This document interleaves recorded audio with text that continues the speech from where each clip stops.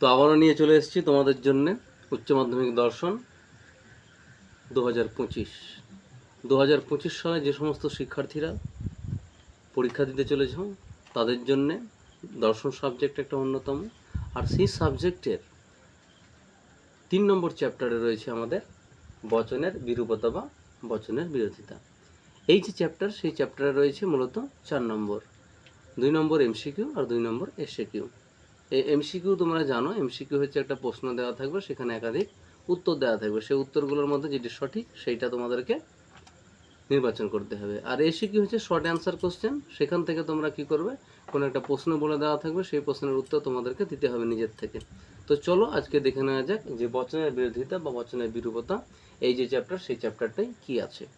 তো মূলত আমরা এই চ্যাপ্টারে যেটা দেখব সেটা হচ্ছে যে বচনের বিরূপতা কাকে বলে, বচনের বিরূপতার প্রকারভেদ, বচনের বিরূপতার শর্তাবলী বা বৈশিষ্ট্য যাই বলো না কেন, আর বিরোধানুমান। এই হচ্ছে এই চ্যাপ্টারের আলোচনার বিষয়। তো আজকে আমি যেটা আলোচনা করব সেটা হচ্ছে বচনের বিরূপতা বা বচনের বিরোধিতা। তোমাদেরকে আমি বলে রাখি যে বচনের বিরূপতা বা বচনের বিরোধিতা হচ্ছে দুটি বচনের মধ্যে সম্বন্ধ হবে। কীরকম সম্বন্ধ দেখো, যদি দুটি বচন একই উদ্দেশ্য এবং একই বিধেয় বিশিষ্ট হয়, আমি আবারও বলছি, যদি দুটি বচন একই উদ্দেশ্য এবং একই বিধেয় বিশিষ্ট হয় এবং তাদের মধ্যে হয় গুণগত পার্থক্য থাকবে, নইলে পরিমাণগত পার্থক্য থাকবে, নইলে গুণগত এবং পরিমাণগত উভয় বিষয়ে পার্থক্য থাকবে, তাহলে বচন দুটির মধ্যে যে সম্বন্ধ তাকে বলা হয় বচনের বিরূপতা বা বচনের বিরোধিতা। আমি আবারও বলছি, যদি দুটি বচনের মধ্যে, যদি দুটি বচনের উদ্দেশ্য এবং বিধেয় একই হয়, অর্থাৎ যদি দুটি বচন একই উদ্দেশ্য এবং একই বিধি বিশিষ্ট হয় এবং তাদের মধ্যে গুণগত পার্থক্য, নইলে পরিমাণগত পার্থক্য, নইলে গুণ ও পরিমাণ উভয়গত পার্থক্য থাকে, তাহলে বচন দুটির সম্বন্ধকে বলা হয় বচনের বিরূপতা বা বচনের বিরোধিতা। এখন এই বিষয়টি তোমাদেরকে আমি একটা উদাহরণ সাহায্যে বোঝাবার চেষ্টা করব। তো চলো দেখে নেওয়া যাক উদাহরণটা আমি কি তোমাদের জন্য লিখছি। দেখো, আমি তোমাদের জন্য বোর্ডে লিখেছি যে সকল মানুষ হয় দ্বিপদ জীব, কোনো মানুষ নয় দ্বিপদ জীব। এখানে একটা জিনিস লক্ষ্য করো, আমি বলেছিলাম যদি দুটি বচন, বচন কিন্তু দেখো এখানে এ আর ই, দুটি বচনের মধ্যে সম্বন্ধ থাকবে। বিরোধ কখনো একাই একাই হয় না। যদি আমরা বলি যে রামের সঙ্গে শ্যামের বিরোধ বা শ্যামের সঙ্গে শ্যামের বিরোধ, শ্যামের সঙ্গে শ্যামের বিরোধ হয় না, একই ব্যক্তির সঙ্গে বিরোধ হতে পারে না। তাহলে বিরোধিতা কি, দুটি বচনের মধ্যে বিরোধিতা থাকবে, দুটি বচনের মধ্যে বিরোধ থাকবে। আর বচনের ধর্ম আমি আগেই বলেছি, বচনের ধর্ম কি, সত্য কিংবা মিথ্যা, তোমরা সকলেই জানো। আচ্ছা, তোমরা যদি আগের ভিডিওগুলো না দেখে থাকো তো অবশ্যই দেখে নিও। যুক্তি থেকে 2টো পাঠ করেছি আমি, বচন থেকে মোটামুটি 3টে পাঠ করা হয়েছে আমার, আর আজকে এসেছি বচনের বিরূপতা বা বচনের বিরোধিতা, এখান থেকে আমি 2টা পাঠে ভিডিও আপলোড করে দেবো। তো দেখতে থাকো আমার এই চ্যানেলটিকে। আর আমার চ্যানেলে যারা নতুন আছো অবশ্যই চ্যানেলটিকে সাবস্ক্রাইব করে নাও, আর তোমরা লাইক করেছো অবশ্যই লাইক করো। তো সকল মানুষ হয় দ্বিপদ জীব, কোনো মানুষ নয় দ্বিপদ জীব। দেখো এখানে মানুষ আর এখানে মানুষ, আমি বলেছিলাম যদি দুটি বচন একই উদ্দেশ্য এবং একই বিধেয় বিশিষ্ট হয়, তাহলে একই উদ্দেশ্য আছে এখানে, দেখো মানুষ, এখানেও মানুষ, দুটি বচন, আবার একই বিধেয়, এখানে কি আছে, দ্বিপদ জীব, ওখানেও আছে দ্বিপদ জীব। তাহলে এই হচ্ছে দ্বিপদ জীব আর এই হচ্ছে দ্বিপদ জীব। তাহলে দ্বিপদ জীব, দ্বিপদ জীব, মানুষ মানুষ। আমি আবারও বলছি, যদি দুটি বচন, যদি দুটি বচন একই উদ্দেশ্য এবং একই বিধেয় বিশিষ্ট হয়, যদি দুটি বচন একই উদ্দেশ্য এবং একই বিধেয় বিশিষ্ট হয় এবং তাদের মধ্যে হয় গুণগত পার্থক্য থাকবে, নইলে পরিমাণগত পার্থক্য থাকবে, নইলে গুণ ও পরিমাণ উভয়গত পার্থক্য থাকবে। এখানে লক্ষ্য করে দেখো, এখানে হচ্ছে হয় আর এখানে হচ্ছে নয়, তাহলে এখানে যে পার্থক্য যেটা আছে সেটা হচ্ছে গুণগত পার্থক্য। তাহলে এখানে গুণগত পার্থক্য আছে। আমরা আরো এক্সাম্পল দিতে পারি যে কোনো কোনো মানুষ হয় দ্বিপদ জীব, কোনো কোনো মানুষ নয় দ্বিপদ জীব। আমরা আই থেকে ও টানতে পারি, সেক্ষেত্রেও কিন্তু বিরোধ রয়েছে, অর্থাৎ দুটি বচনের মধ্যে বিরোধ থাকছে, আমরা লক্ষ্য করছি যেটা। তাহলে বচনের বিরূপতায় এই যে চ্যাপ্টার, সেই চ্যাপ্টারে প্রথম প্রশ্ন হওয়া উচিত একজন শিক্ষার্থীর যে বচনের বিরূপতা বা বচনের বিরোধিতা কাকে বলে। আমি সংজ্ঞাটা আবারও রিপিট করছি তোমাদের জন্য, যে যদি দুটি বচন একই উদ্দেশ্য এবং একই বিধেয় বিশিষ্ট হয় কিন্তু তাদের মধ্যে হয় গুণগত পার্থক্য থাকবে, নইলে পরিমাণগত পার্থক্য থাকবে, কিংবা গুণগত এবং পরিমাণগত উভয়গত পার্থক্য থাকবে, তাহলে বচন দুটির মধ্যে যে সম্বন্ধ তাকে বলা হচ্ছে বচনের বিরূপতা। আশা করি তোমরা বুঝতে পেরেছ। আমি এটাকে ছকের মাধ্যমে বোঝাবার চেষ্টা করছি তোমাদের সামনে। তো চলো দেখো। তো দেখো, তোমাদের জন্য আমি লিখলাম খুব সুন্দর করে। ভিডিওটা ছোট করার জন্যে আমি যত ছোট করা যায় সেই চেষ্টাই আমার আছে, এবং তার মধ্যে বিষয়টাকে সুন্দরভাবে তুলে ধরার চেষ্টা আমি করছি। তো এইখানে যেটা আমি লিখেছি সেটা হচ্ছে বচনের বিরোধিতার প্রকারভেদ, অর্থাৎ বচনের বিরূপতা তো কাকে বলে আমরা জেনেছি, তারপরে এখন প্রকারভেদটা দেখে নিব কীরকম। দেখো, বচনের বিরোধিতার যে প্রকারভেদ সেটা 4টা ভাগ আছে, অর্থাৎ বচনের বিরোধিতাকে বা বিরূপতাকে আমরা 4 ভাগে ভাগ করব। 1 নম্বর হচ্ছে বিপরীত বিরোধিতা, 1 নম্বর বিপরীত বিরোধিতা, 2 নম্বর অধীন বিপরীত বিরোধিতা, 3 নম্বর অসম বিরোধিতা এবং 4 নম্বর বিরুদ্ধ বিরোধিতা। এখানে পরীক্ষাতে খুবই দেয় যে বচনের বিরূপতার ছকটি এঁকে দেখাও। এই হচ্ছে বচনের বিরোধিতার ছক, যেটাকে আমরা সাধারণ বর্গক্ষেত্র বলি বচনের বিরূপতার। তো এইখানে আমরা এখন দেখে নিব, আমি আবারও বলছি, এ এবং ই এর মধ্যে যে সম্বন্ধটা রয়েছে, এ এবং ই এর মধ্যে যে বিরোধ বা যে বিরূপতার সম্পর্কটা বা যে বিরোধিতার সম্পর্কটা রয়েছে সেটা হচ্ছে বিপরীত বিরোধিতা। এবং আই এবং ও এই দুটি বচনের মধ্যে যে বিরোধিতা বা বিরূপতা রয়েছে সেটা হচ্ছে অধীন বিপরীত বিরোধিতা। আর এ এবং আই আর ই এবং ও, এ এবং আয়ের মধ্যে যে সম্পর্ক রয়েছে অসম বিরোধিতা। একইভাবে ই এবং ওর মধ্যে যে সম্বন্ধ রয়েছে বা বিরোধিতা রয়েছে বা বিরূপতা রয়েছে সেটা হচ্ছে অসম বিরোধিতা। আর এ এবং ওর মধ্যে যে বিরোধিতার সম্পর্ক রয়েছে সেটা হচ্ছে বিরুদ্ধ বিরোধিতা। এ এবং ওর মধ্যে যে সম্বন্ধ রয়েছে সেটা হচ্ছে বিরুদ্ধ বিরোধিতা। আর কি, আই এবং ই এর মধ্যে যে সম্বন্ধ রয়েছে সেটা হচ্ছে বিরুদ্ধ বিরোধিতা। এখানে একটা জিনিস তোমাদেরকে আমি বলে রাখি তোমাদের মনে রাখার জন্যে, যে তোমরা যখন এক্সাম হলে যাচ্ছ এক্সাম দিতে, বা তোমরা যখন কোনো একটা জায়গায় যাচ্ছ বা বাড়ির মধ্যেই আছো, যে কোনো একটা ওয়ালের যে কোনো একটা হয়তো যদি বোর্ড থাকে তাহলে সেই বোর্ডটাকে তোমরা ওই বিরোধিতার ছকে রূপান্তরিত করে নেবে, মনের মতো করে নিবা, তাহলে সুবিধা হবে। কি, উপরে তোমরা দেখবে এ ই, নিচে লিখবে আই এবং ও। মানে তুমি যখন পরীক্ষা হলে যাবে, পরীক্ষা দিতে যাবে, অনেক ক্ষেত্রে হয়তো ভুলে যাওয়ার একটা প্রবণতা থাকে শিক্ষার্থীদের মধ্যে। পরীক্ষা দিতে গেলে একটা প্রেশার মাথার মধ্যে ফিল করে ছেলেমেয়েরা। আমরা যখন স্টুডেন্ট ছিলাম তখন আমরা সেই ফিলটা করেছি। আশা করি তোমাদের মধ্যেও সেই রকম একটা অনুভব থাকে অনেক সময়। তো চেষ্টা করবে সবসময় রিল্যাক্স করে পরীক্ষাগুলো দেওয়ার। তো আমি কেন বলছি, যে তুমি যখন পরীক্ষা দিতে যাবে তখন পরীক্ষা হল তো মানে কোনো একটা স্কুলে হচ্ছে, তাহলে সেক্ষেত্রে স্কুলের বোর্ডটাকে তুমি বিরোধিতার ছকে ট্রান্সফার করে নিতে পারবে নিজের সুবিধার্থে। আমি সেই জন্য বলছি, ওপরের যে পার্টটা বোর্ডের এরকম হয়তো বোর্ড থাকবে। এখন তো হ্যাঁ, এখন এই বোর্ডগুলো করে দিয়েছে, ব্ল্যাক বোর্ডও আছে অনেক স্কুলে, গ্রিন বোর্ডটাও আছে দেখছি, স্মার্ট বোর্ড আমি দেখিনি এখনও কোনো স্কুলে। তো যাই হোক, সেই বোর্ডটাকে তোমরা ওপরের পার্টটাকে করবা এ আর ই, আর নিচের পার্টটা আই এবং ও। তাহলে খুব সোজা হলো। আমি যদি এটাকে এ ধরি, ওই কোণাটাকে যদি আমরা ই ধরি, এটা আই আর এটা ও হয়ে গেল। এবার উপরেরটা হচ্ছে বিপরীত বিরোধিতা, নিচেরটা হচ্ছে অধীন বিপরীত বিরোধিতা, আর বাম পাশে এবং ডান পাশে হচ্ছে অসম বিরোধিতা, আর কোনাকুনি আমরা করে দেব সেটা হচ্ছে বিরুদ্ধ বিরোধিতা। আশা করি তোমরা বুঝতে পেরেছো। আমি আবারও বলছি, পরীক্ষা হলে তোমরা কি করবে, ওই একটা পরীক্ষা হলে যখন যাচ্ছ পরীক্ষা দিতে, হয়তো বিরুদ্ধ বিরোধিতা বা বিপরীত বিরোধিতা তুমি মনে করতে পারছো না, সেক্ষেত্রে তুমি কি করবা, ওই বোর্ডটাকে কল্পনা করে নেবা বা তোমার যে বিরূপতার ছকটা সেখানে রিপ্লেস করে দিবা, দেখবে অটোমেটিক অনেক কিছু তোমরা বুঝতে পারছো।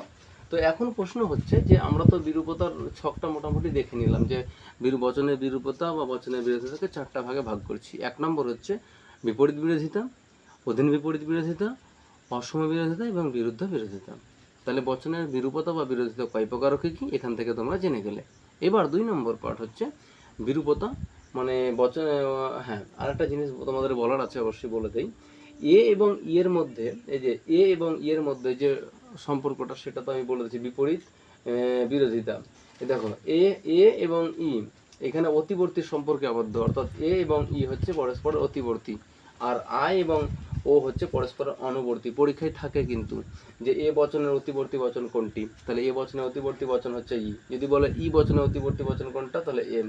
যদি বলে আই বচনের অনুবর্তী বচন কি, ও বচনের অনুবর্তী বচন আই। যদি বলে এ বচনের অতিবর্তী বচন অনুবর্তী বচন, তাহলে কিন্তু তোমার আই। যদি বলে ই বচনের অনুবর্তী বচন, তাহলে ও। মানে বলে দিবে অবশ্য অসমবিরোধিতায় বা বিরুদ্ধে বিরোধিতায়, এই জায়গাটা খুব গুরুত্বপূর্ণ। তোমরা যদি বুঝতে না পারো ভিডিওটা বারবার রিপিট করো, দেখবে তোমরা অনেক কিছু শিখে গেছে ভিডিও থেকে। তোমাদের তো এখন তো স্কুলগুলোতে টিচার সেইভাবে নাই, কারণ কাজেই তোমরা ক্লাসগুলো ভালো করে পাবে না। আশা করি এই ভিডিওগুলো তোমাদেরকে চেষ্টা করব সেই জায়গাটা তোমাদেরকে মোটামুটি পূরণ করে দেওয়ার। তো ভিডিওটা বারবার দেখতে থাকবে, হয়তো তুমি খেতে বসেছো, চালিয়ে দিলে দেখতে লাগলে দেখবে অনেক কিছু তোমার মাথার মধ্যে থেকে গেছে, বা ভালো লাগছে না একটু ভিডিওটা চালিয়ে দিলে দেখলে দেখবে অনেক কিছু শিখে গেছো। এই হচ্ছে আমার তোমাদেরকে বলার একটাই আমার উদ্দেশ্য, যে তোমরা তো যেটা জানো না সেটা যদি জানার চেষ্টা করো, অবশ্যই এই ভিডিওগুলো তোমাদেরকে প্রচুর হেল্প করবে এবং ভালো রেজাল্ট করতে অবশ্যই সাহায্য করবে। যার জন্য চেষ্টা করছি, আমি চেষ্টা করব তোমাদের সামনে খুব সুন্দর করে ভিডিওগুলোকে তুলে ধরার, বিষয়গুলোকে পরিষ্কার করে তুলে ধরার। তো যাই হোক, তোমরা ভিডিও যদি বড় হয় তাও কিন্তু তোমরা দেখছো, হয়তো অনেক সময় ছোট ভিডিওতে আমরা পুরো বিষয়টাকে তুলে ধরতে পারি না, তো অনেক সময় বড় হয়ে যায়। আমরা চেষ্টা থাকে আমাদের মাথাতে যে ছোট একটা ভিডিও করব। তো যাই হোক, দেখো তাহলে এখন আমরা চলে যাব কি বিপরীত বিরোধিতা কাকে বলে, তারপরে হচ্ছে গিয়ে অধীন বিপরীত বিরোধিতা কাকে বলে, অসম বিরোধিতা কাকে বলে, আর বিরুদ্ধ বিরোধিতা কাকে বলে। তো চলো আমরা দেখে নেই বিপরীত বিরোধিতা কাকে বলে। চলো দেখে নেওয়া যাক যে বিপরীত বিরোধিতা কাকে বলে। বিপরীত বিরোধিতা হচ্ছে দুটি সামান্য বচনের মধ্যে। তো আমি লিখে রেখেছি একরকম তোমাদের জন্য, আমি অন্যভাবে বলি। তো দেখো, যদি দুটি সামান্য বচনের একই উদ্দেশ্য এবং একই বিধেয় বিশিষ্ট হয়, যদি দুটি সামান্য বচনের একই উদ্দেশ্য এবং একই বিধেয় বিশিষ্ট হয়, কিন্তু বচন দুটির মধ্যে শুধুমাত্র গুণগত পার্থক্য থাকে, তাহলে বচন দুটির মধ্যে যে সম্বন্ধ তাকে বলা হয় বিপরীত বিরোধিতা। আমি যেটা লিখেছি সেটা আর আমি যেটা বলছি সেটা, তোমাদের যেটা পছন্দ হবে তোমরা সেটা লিখতে পারো। তবে আমি বলবো যে দুটি সবসময় বিপরীত বিরোধিতা দুটি সামান্য বচনের মধ্যে হয়। আমি আবারও বলছি, যদি দুটি সামান্য বচন একই উদ্দেশ্য এবং একই বিধেয় বিশিষ্ট হয়, তাহলে বচন দুটির মধ্যে যে সম্বন্ধ যদি দুটি বচন একই উদ্দেশ্য এবং একই বিধেয় বিশিষ্ট হয়, তাহলে বচন দুটির মধ্যে শুধুমাত্র গুণগত পার্থক্য থাকবে, তাহলে বচন দুটির মধ্যে যে সম্বন্ধ থাকছে সেই সম্বন্ধটাকেই আমরা বলছি বিপরীত বিরোধিতা। বিপরীত বিরোধিতা। তাহলে দুটি সামান্য বচন এ এবং ই। এখন যদি প্রশ্ন করো যে তোমরা সামান্য বচন কাকে বলে, তাহলে কিন্তু তোমাদেরকে আগের ভিডিও অবশ্যই দেখতে হবে। আচ্ছা, সামান্য বচন তাও আমি তোমাদেরকে বলে দিচ্ছি যে সামান্য বচনটা কি মোটামুটি এইরকম, যে সামান্য বচন হচ্ছে তোমাদের, হ্যাঁ আমি যেটা বলছিলাম সেটা হচ্ছে সামান্য বচন হয়তো জানো না, তাহলে সামান্য বচনের আমি ডেফিনেশনটা একটু তোমাদেরকে বলে দেওয়ার চেষ্টা করি। যে নিরপেক্ষ বচনে বিধেয় পদটি সার্বিকভাবে উদ্দেশ্যবোধের সমগ্র শ্রেণীকে স্বীকার কিংবা অস্বীকার করবে, তাকে বলছে সামান্য বচন। আরও সুন্দরভাবে তোমাদেরকে আমি আগের ভিডিওতে বলে দিচ্ছি, তোমরা অবশ্যই দেখে নিতে পারো। আমি জাস্ট আমার আলোচনার বিষয়টাই কিন্তু এখানে কি, যে বিপরীত বিরোধীরা সামান্য বচনের মধ্যে হয়, মানে দুটি সামান্য বচন এ এবং ই, এই দুটি সামান্য বচনের মধ্যে শুধুমাত্র গুণগত পার্থক্য থাকে, এবং সেই গুণগত পার্থক্য থাকার জন্যই সেই বিরোধিতার নামই হচ্ছে বিপরীত বিরোধিতা। যদি দুটি সামান্য বচন একই উদ্দেশ্য এবং একই বিধেয় বিশিষ্ট হয়, আমি এখানে লিখেছি যদি দুটি বচন, এখানে সব থেকে বেশি ভালো হয় যদি দুটি সামান্য বচন একই উদ্দেশ্য এবং একই বিধেয় বিশিষ্ট হয়, কিন্তু শুধুমাত্র গুণগত পার্থক্য থাকবে, তাহলে বচন দুটির সম্বন্ধকে বলা হয় কি, তোমরা অবশ্যই জানো যে বিপরীত বিরোধিতা। তো আমি এক্সাম্পলটা দেওয়ার চেষ্টা করছি, দেখে নাও তোমরা একটু যে এক্সাম্পলটা আমরা দিব কীরকম। এক্সাম্পলটা হচ্ছে আমি আগেই বলে দিয়েছি, তাও তোমাদেরকে বলে দিচ্ছি। যেমন সকল মানুষ হয় দ্বিপদ জীব হলো, এটাই হচ্ছে এ থেকে আমরা করে দেবো, কোনো মানুষ নয় দ্বিপদ জীব হয়ে গেল, এটাই আমি আগেই এক্সাম্পলটা দিয়েছিলাম সম্ভবত। তো দেখো এখানে সকল মানুষ হয় দ্বিপদ জীব আর কোনো মানুষ নয় দ্বিপদ জীব। এখানে আমি বলেছি যদি দুটি সামান্য বচন একই উদ্দেশ্য, দেখো উদ্দেশ্য একই মানুষ, বিধেয় পদ কি আছে দ্বিপদ জীব, এখানেও দ্বিপদ জীব। তাহলে যদি দুটি সামান্য বচন একই উদ্দেশ্য এবং একই বিধেয় বিশিষ্ট হয়, কিন্তু বচন দুটির মধ্যে শুধুমাত্র গুণগত পার্থক্য থাকবে। এখানে হয় আছে আর এখানে নয় আছে, তাহলে গুণগত পার্থক্য আছে। তাহলে বচন দুটির মধ্যে যে সম্বন্ধ সেইটা হচ্ছে বিপরীত বিরোধিতা। তাহলে যদি দুটি সামান্য বচন একই উদ্দেশ্য এবং একই বিধেয় বিশিষ্ট হয় এবং বচন দুটির মধ্যে শুধুমাত্র গুণগত পার্থক্য থাকবে, এই হলো একটা বিষয়। পরীক্ষায় অনেক সময় থাকে, অনেক স্কুল আমি দেখেছি কীরকম, যে এখান থেকে তো 4 নম্বর আছে, তো টেস্টের প্রশ্ন এরকম করে যে বচনের বিরূপতা বা বিরোধিতা কাকে বলে, উদাহরণ দিয়ে বচনের বিরূপতার সংজ্ঞা সহ বুঝিয়ে দাও, দিয়ে 8 নম্বর একটা দিয়ে দেয়। তবে এই দৃষ্টি আমি একটা কথা বলবো যে আমি কিন্তু যদি আমাকে যদি বলা হয় তাহলে কিন্তু সেক্ষেত্রে আমি কখনো এটা প্রশ্ন করবো না, কারণ এখানে 4 নম্বর আছে। West Bengal Council of Higher Secondary Education, যে শিক্ষা আমাদের দপ্তর, সেইখানে আমাদের যেহেতু 4 নম্বর বরাদ্দ আছে এই বচনের বিরূপতাতে, আমি 4 নম্বরের জন্য আমি এমসিকিউ পড়া প্রশ্ন করার কোনো দরকার নেই। তা বিষয়টা বোঝা থাকলে তোমাদের সুবিধা হবে। তাহলে বিপরীত বিরোধিতা আশা করি বুঝতে পেরেছো। যদি না পেরে থাকো, এবার আমরা চলে যাবো কোথায়, পরেরটা, অধীন বিপরীত বিরোধিতা। তো আমি বলছিলাম যে এবার 2 নম্বরে আমরা কি করব, 2 নম্বর পয়েন্ট হচ্ছে যে অধীন বিপরীত বিরোধিতা। অধীন বিপরীত 2 নম্বর, এটা অধীন বিপরীত বিরোধিতা। তো আমরা কি বলবো, আগের যে ডেফিনেশনটা করেছি আমি সেটাকেই আমরা বলে দেবো, শুধু সামান্য বচনটা তুলে দেবো। কি, যদি দুটি বিশেষ বচন একই উদ্দেশ্য আর একই বিধি বিশিষ্ট হবে। যদি দুটি বিশেষ বচন একই উদ্দেশ্য এবং একই বিধি বিশিষ্ট হয়, কিন্তু বচন দুটির মধ্যে শুধুমাত্র গুণগত পার্থক্য থাকবে। যে বা যারা বিপরীত বিরোধিতারা জানে, মানে বিপরীত বিরোধিতা কাকে বলে জানে, সে বিশেষ অধীন বিপরীত বিরোধিতাও বলতে পারবে। শুধু সামান্য বচনটা তুলে দিয়ে বিশেষ বচন বসিয়ে দিতে হবে, আসার কিছু না। আমি বলছি দেখো, যে যদি দুটি বিশেষ বচন একই উদ্দেশ্য এবং একই বিধেয় বিশিষ্ট হয়, কিন্তু শুধুমাত্র গুণগত পার্থক্য থাকবে বচন দুটির মধ্যে। তো চলো দেখে নেওয়া যাক, উদাহরণের সাহায্যে আমি তোমাদেরকে বিষয়টা বোঝাবার চেষ্টা করছি। তো চলো দেখো, আমি একটা বোর্ডে তোমাদের জন্য একটা এক্সাম্পল লিখছি।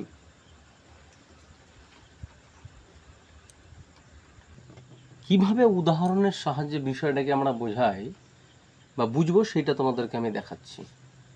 আমি একটা এক্সাম্পল লিখলাম যে কোনো মানুষ হয় কবি এবং কোনো মানুষ নয় কবি। এই এক্সাম্পল থেকে আমরা যাওয়ার চেষ্টা করব। আমি বলেছি যে অধীন বিপরীত বিরোধিতা দুটি বিশেষ বচনের মধ্যে হয়। পরীক্ষায় থাকে যে অধীন বিপরীত বিরোধিতা কোন দুটি বচনের মধ্যে হয়, বিশেষ বচন, সামান্য বচন নয়। ভালো করে জানতে হবে যে অধীন বিপরীত বিরোধিতা দুটি বিশেষ বচনের মধ্যেই হয়। আমরা সংজ্ঞাটা কী দেবো দেখো, যদি দুটি বিশেষ বচন একই উদ্দেশ্য এবং একই বিধেয় বিশিষ্ট হয়, কিন্তু তাদের মধ্যে শুধুমাত্র গুণগত পার্থক্য থাকে, তাহলে বচন দুটির মধ্যে যে সম্বন্ধ তাকে বলা হয় অধীন বিপরীত বিরোধিতা।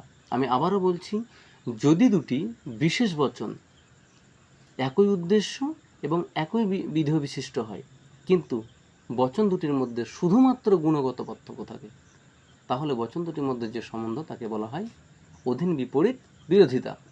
এক্সাম্পল থেকে আমি তোমাদেরকে বিষয়টা বোঝাবার চেষ্টা করেছি। আমি বারবার বলছি যে ভালোভাবে তোমরা ভিডিওটাকে দেখো, পোজ করবে না কখনোই, বারবার দেখতে থাকো। তো কোনো মানুষ হয় কবি আর কোনো মানুষ নয় কবি। তাহলে এই যে তুমি যদি এক্সাম্পলটা ভালো করে মনে রাখতে পারো বা এক্সাম্পলটা বোঝার চেষ্টা করো, তাহলে এইখান থেকে তুমি সংজ্ঞাটা দিতে পারো। আশা করি তোমরা বুঝতে পেরেছো। এই হচ্ছে উদ্দেশ্য পদ আর এই কবি হচ্ছে তোমার বিধেয় পদ, আই আর ও।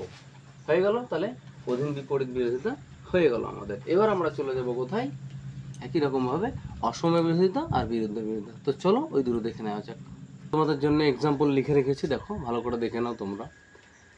যে অসম বিরোধিতা, অসম এই যে শব্দটা, এই শব্দটার মধ্যেই তোমরা বুঝতে পারছো পরিমাণগত পার্থক্যটা শুধু থাকবে।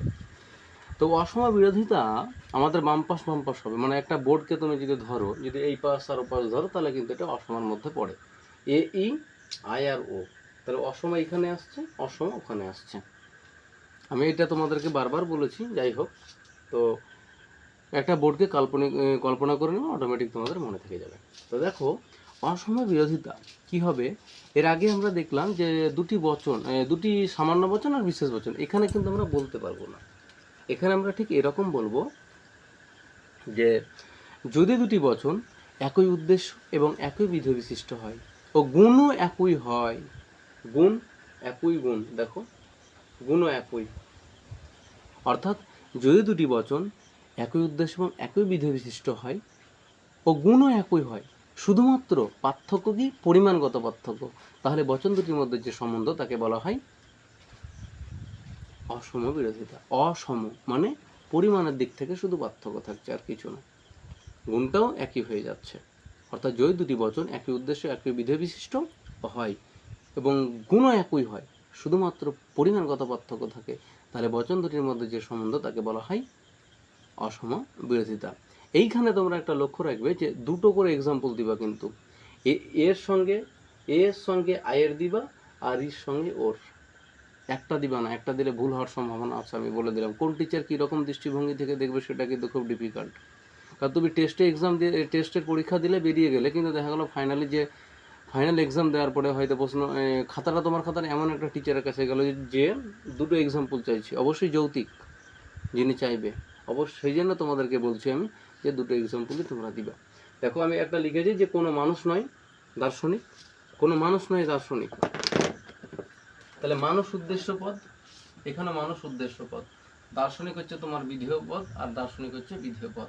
তাহলে এখানে উদ্দেশ্য একই, একই উদ্দেশ্য, এখানে গুণও কি হচ্ছে একই হচ্ছে। ও হ্যাঁ, এটা এটা এটা কোনোটা অ্যাকচুয়ালি না, মানুষটা আমি লক্ষ্য করিনি, দুঃখিত আন্তরিকভাবে। তো মানুষ আর মানুষ, দার্শনিক আর দার্শনিক, নয় নয় ঠিকই আছে। তাহলে আমাদের পার্থক্য কোথায়? এই যে এখানে ডবল কোণ আর এখানে একটা কোণ, এটা সামান্য বচন, এটা বিশেষ বচন, তাহলে পার্থক্য পরিমাণগত। এইখানেও দেখো, এখানে উদ্দেশ্যপদ মানুষ, এখানে উদ্দেশ্যপদ মানুষ, এখানে সংযোজক হয়, এখানেও সংযোজক হয়, এখানে দার্শনিক, এখানেও দার্শনিক, মানে বিধেয় পদ এক, উদ্দেশ্য পদ এক। বচনের বিরোধিতার ক্ষেত্রে তোমরা এটুকু মনে রাখবে যে দুটি বচনের মধ্যে যদি বিরোধিতা আমরা করতে যাই তাহলে কি হবে, উদ্দেশ্য এবং বিধেয় এক হতে হবে, গুণ আলাদা হতে পারে, পরিমাণ আলাদা হতে পারে, মূল বিষয়টা হচ্ছে উদ্দেশ্য এবং বিধেয় একই হতে হবে। এইখানে দেখো সামান্য বচন, এটা হচ্ছে বিশেষ বচন, তাহলে এটা কি সকল আর এটা ডবল কোণ, মানে কোন কোন, অর্থাৎ পরিমাণগত পার্থক্য থাকছে। তাহলে আশা করি তোমরা সুন্দরভাবে বুঝতে পেরেছো। অসম শব্দের অর্থ হচ্ছে যে পরিমাণটা অসমান। তাহলে এই গেল দিক। এবার আমরা চলে যাব কোথায়, আমাদের বিরুদ্ধ বিরোধিতায়। তো চলো দেখে নেওয়া যাক, আরো একবার আমাদের বিরুদ্ধ বিরোধিতা কাকে বলে। বিরুদ্ধ বিরোধিতা, আমি বোর্ডটাকে যদি সেই বিরূপতার বা বিরোধিতার ছক এই ধরি, তো এই কোণায় আমাদের ই আছে আর এইখানে আছে আমাদের আই, এখানে এ আর এখানে হচ্ছে ও। তাহলে আমাদের এর সঙ্গে ওর যে সম্বন্ধ সেটা বিরুদ্ধ বিরোধিতা, আবার ইর সঙ্গে যে সম্বন্ধ আয়ের সেটা বিরুদ্ধ বিরোধিতা। এখন প্রশ্ন হচ্ছে যে বিরুদ্ধ বিরোধিতা কাকে বলে। আমি তোমাদেরকে বলছি যে আমরা কি করব, উদাহরণ থেকে বিরুদ্ধ বিরোধিতার সংজ্ঞাটা নিব। মানে বিরোধিতার যে সংজ্ঞাটা আমরা যদি চেষ্টা করি না সংজ্ঞা থেকে নেওয়ার, তাহলে কিন্তু আমাদের মাথায় কিন্তু প্রেশারটা অত থাকবে না। তোমরা চেষ্টা করবে সবসময় এক্সাম্পল থেকে সংজ্ঞাটাকে দেওয়ার। খুব ভালো একটা জায়গা, মানে বচনের বিরূপতা বা বচনের বিরোধিতা 3 নম্বর যে চ্যাপ্টার 4 নম্বর আছে, এই জায়গাটা খুবই সোজা। আমি যতদূর পড়িয়েছি ছেলে মেয়েদেরকে, আমি জিজ্ঞাসাও করেছি যে কতটা সোজা লাগে তোমাদেরকে, তো আমি কারোর কাছ থেকে সেই রকমভাবে পাইনি যে কঠিন। তো তোমাদের কাছে কীরকম মনে হচ্ছে অবশ্যই আমাকে জানাবে। তো দেখো সকল এখানে কোনো কোনো দিয়েছে, মানে এখানে আমরা যদি সামান্য দেখি, এটা তো সামান্য বচন, এটা বিশেষ বচন, তাহলে সামান্য মানে পরিমাণগত পার্থক্য থাকছে। আবার এখানে গুণগত পার্থক্য, দেখো এটা নয়, এটা হয় আর এটা নয়। মানুষ মানুষ মানুষ উদ্দেশ্য, দার্শনিক দার্শনিক বিধেয়, এখানে মানুষ উদ্দেশ্য, দার্শনিক বিধেয়, দার্শনিক বিধেয়। তাহলে উদ্দেশ্য এবং বিধেয় একই হয়ে যাচ্ছে। কি থাকছে পার্থক্য, এখানে পার্থক্য হচ্ছে কি পরিমাণগত পার্থক্য, তাই তো। পরিমাণটা দেখো কোনো, এখানে ডবল কোনো, এখানে নয় আর এখানে হয়। তাহলে এই গুণগত পার্থক্য থাকছে আর পরিমাণগত পার্থক্য থাকছে, কারণ এটা হচ্ছে সামান্য বচন, এটা হচ্ছে বিশেষ বচন। বিশেষ বচন সামান্য বচন কাকে বলে আমি আগে বলে দিচ্ছি, তোমরা না জানলে অবশ্যই আগের ভিডিওগুলো দেখে নিও। তো এখন সংজ্ঞাটা আমরা কিভাবে বলবো, দেখো যদি দুটি বচন একই উদ্দেশ্য এবং একই বিধেয় বিশিষ্ট হয়, যদি দুটি বচন একই উদ্দেশ্য এবং একই বিধেয় বিশিষ্ট হয়,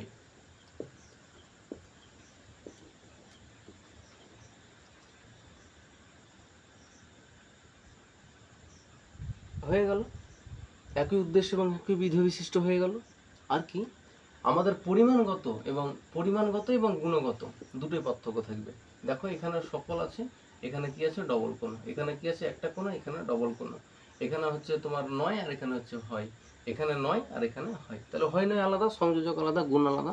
তাহলে আমরা কি সংজ্ঞাটা পাচ্ছি যে যদি দুটি বচন একই উদ্দেশ্য এবং একই বিধি বিশিষ্ট হয়, কিন্তু বচন দুটির মধ্যে গুণগত এবং পরিমাণগত মানে গুণ এবং পরিমাণ উভয়গত পার্থক্য থাকে, তাহলে বচন দুটির মধ্যে যে সম্বন্ধ তাকে বলা হয় বিরুদ্ধ বিরোধিতা। এক্ষেত্রেও তোমাদেরকে কিন্তু পরীক্ষাতে দুটোই উদাহরণ দিবে, এর সঙ্গে ও দেখাবে আর এর সঙ্গে আয়ের দেখাবে, একটা দেখাবে না। একটা দেখালে কিন্তু ভুল হবে। আমি বলেই দিচ্ছি যে কোন শিক্ষক কি চাইছে তুমি কিন্তু জানো না, কাজে ফাঁক রাখবে না। তোমাকে যেটা বলবে সেটা তুমি একদম পরিষ্কারভাবে উল্লেখ করে দেবে। মানে বিরোধিতা কাকে বলে, বিরুদ্ধ বিরোধিতা কাকে বলে উদাহরণ দিয়ে বুঝিয়ে দাও, তাহলে কি করবে, সংজ্ঞাটা দেওয়ার পরে দুটো করে এক্সাম্পল টেনে দিবে। আমি আবার বলছি বিরুদ্ধ বিরোধিতা কাকে বলে, যদি দুটি বচন একই উদ্দেশ্য এবং একই বিধি বিশিষ্ট হয়, কিন্তু বচন দুটির মধ্যে গুণ এবং পরিমাণ উভয়গত পার্থক্য থাকে, তাহলে বচন দুটির মধ্যে যে সম্বন্ধ তাকে বলা হয় বিরুদ্ধ বিরোধিতা। তো তোমাদেরকে আমি একটা কথা বলে রাখি, আমি চেষ্টা করছি সবসময় যে খুব সুন্দরভাবে ক্লাসগুলো নেওয়ার, কিন্তু সব কিছু আমার হাতে নাই। তোমরা লাইক শেয়ার এবং সাবস্ক্রাইব করে নাও আমারটাকে। আমি যদি কোনোদিন লাইভ ক্লাসে আসতে পারি না, তো মোটামুটি এই ভিডিও থেকে অনেক অনেক অনেক পার্থক্য থাকবে সেখানে। তবে চেষ্টা করছি কিছুদিনের মধ্যে আমি আমার যেই ফেসবুক পেজ, সেই ফেসবুক পেজে আমি লাইভে আসার চেষ্টা করছি। তোমরা যদি পারো তো ওখানে গিয়ে তোমরা যুক্ত হতে পারো। লাইভ ক্লাস করার একটা সুখ আলাদা, মজা আলাদা। আমাকেও খুব ভালো লাগে যে লাইভ ক্লাস করবে, কিন্তু ইউটিউবে তো আমি লাইভ ক্লাস করতে পারি না যতক্ষণ না আমার 1000 সাবস্ক্রাইবার হচ্ছে। তো তোমরা আমাকে চেষ্টা করো, যদি 1 মাসের মধ্যে পারো, 1 মাসের মধ্যে আমাকে 1000 সাবস্ক্রাইব করিয়ে দাও। আমি দেখো তোমাদের লাইভ ক্লাস নিচ্ছি। তোমাদের স্কুলে ক্লাস করার কোনো প্রয়োজন হবে বলে আমার মনে হয় না। তোমরা শুধু আমাকে একটা সুযোগ করে দাও লাইভ ক্লাস করার। দেখো আমি তোমাদের এত সুন্দরভাবে তোমাদেরকে বুঝিয়ে দেওয়ার চেষ্টা করব, এবং তোমাদের যত রকমের প্রশ্ন আছে আমাকে করতে পারো, অসুবিধা নেই লাইভে। এবং সেখানে আমার খুব ভালো লাগে যে ছেলেমেয়েরা আমাকে প্রশ্ন করবে, আমি তাদেরকে চেষ্টা করব বুঝিয়ে দেওয়ার। আমার বক্তব্য একটাই যে তোমরা প্রশ্ন, মানে আমরা যখন কোনো মালা তৈরি করি, সেই মালাটা কোনো দেবদেবীর গলায় যেমন পড়াই, আমার একটাই তোমাদের কাছে অনুরোধ থাকছে যে তোমরা প্রশ্ন ডালি তৈরি করো আর আমাকে সেই লাইভ ক্লাসে প্রশ্নগুলো করো। দেখো আমি তৎক্ষণাৎ কীভাবে তোমাদেরকে উত্তর দিচ্ছি। আমি চেষ্টা করবো সব সময়। তো তোমরা আমার একটু সাপোর্ট করো, তোমরা আমার চ্যানেলটাকে সাবস্ক্রাইব করে নাও এবং একে অপরের মাঝে শেয়ার করে তাদেরকেও চেষ্টা করো সাবস্ক্রাইব করে নিতে। এবং লাইভ ক্লাসটা যেন আমি করতে পারি, যদি লাইভ ক্লাস করতে পারি তো আশা করি তোমাদেরকে আমি খুব ভালো একটা জায়গায় নিয়ে যেতে পারবো। তো শুরু থেকে শেষ পর্যন্ত ভিডিওটা দেখার জন্য অসংখ্য ধন্যবাদ। তোমাদের কাছে আমার একটাই অনুরোধ, তোমরা আমার সাবস্ক্রাইব করো নতুন হয়ে থাকলে, আর আমাকে একটু লাইভ ক্লাসে আসার ব্যবস্থা তোমরা করে দাও। তোমাদের হাতে অনেক কিছুই আছে, তোমরা যারা ভিডিওটা দেখছো আমি জানি যে তোমরা অবশ্যই আমাকে চেষ্টা করবে সেই জায়গায় পৌঁছে দেওয়ার। তোমাদের চেষ্টাতেই হয়তো আজকে এই প্ল্যাটফর্মটা আসতে পেরেছি। তো শুরু থেকে শেষ পর্যন্ত ভিডিওটা দেখার জন্য অসংখ্য ধন্যবাদ। তোমরা পড়াশোনার সঙ্গে যুক্ত থাকো, মন খারাপের কিছু নাই। আমরা যখন আছি, আমাদের মতন টিচার যখন আছে, চেষ্টা করব ভালো করে বিষয়গুলোকে তুলে ধরার।